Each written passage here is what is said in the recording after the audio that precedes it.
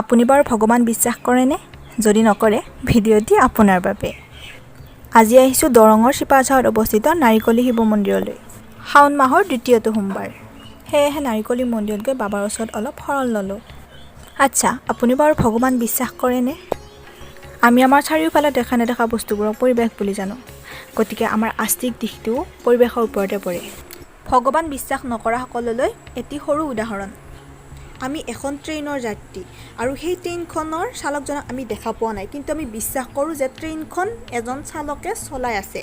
ঠিক তেনেকৈ ভগৱানেও এই পৃথিৱীখন চলাই আছে, কিন্তু আমি দেখা নাপাওঁ, বিশ্বাস কৰোঁ। কোনো স্বাৰ্থ নোহোৱাকৈ কেতিয়াবা ভগৱানক প্ৰাৰ্থনা কৰি পাইছেনে যে ভগৱান মোক এইটো দিয়ক, সেইটো দিয়ক? যেতিয়াই এইটো সেইটো বস্তু নাপায়, তেতিয়াই ভগৱানৰ ওপৰত বিশ্বাস নোহোৱা হৈ যায়। আৰু সেইকাৰণে কেৱল ভগৱানক একো নুখুজি মনৰ পৰা প্ৰাৰ্থনা কৰি আহিব লাগে। প্ৰকৃততে আমি নাজানি নুশুনি কিছুমান পাপ কৰি দিওঁ। যেনে ধৰক আমি ৰাস্তাৰে পাৰ হওঁতে কেতিয়াবা খোজকাঢ়ি কেতিয়াবা গাড়ী লৈ বহুতো জীৱ জন্তু হত্যা হয়, আৰুতো আমি মাছ মাংস এমাহত 2 বা 3 বাৰকৈ খায়ে থাকোঁ, ভক্ষণ কৰিয়ে থাকোঁ। শাস্ত্ৰত পঢ়িবলৈ পোৱা মতে জীৱ হত্যা মহাপাপ। সেয়েহে শাওণৰ মাহটোত যদি মাছ মাংস নোখোৱাকৈ এমাহ পালন কৰিব পৰা যায়, তেতিয়া জানি বা নাজানি কৰা পাপৰ খণ্ডন হয়। এইখিনি কথা মই আস্তিক ভিডিঅ' বা আস্তিক কিতাপত পঢ়িবলৈ পোৱা কথাখিনি আপোনালোকৰ লগত শ্বেয়াৰ কৰিলোঁ। এই পৃথিৱীত যদি জন্মগ্ৰহণ কৰিছা, তেন্তে তোমাৰ মৃত্যু হ'বই, আৰু যদি ভূতক বিশ্বাস কৰা তেন্তে ভগৱানক বিশ্বাস কৰিবই লাগিব। অন্য এটা ভিডিঅ'ত লগ পোৱাৰ আশাৰে আজিলৈ বাই।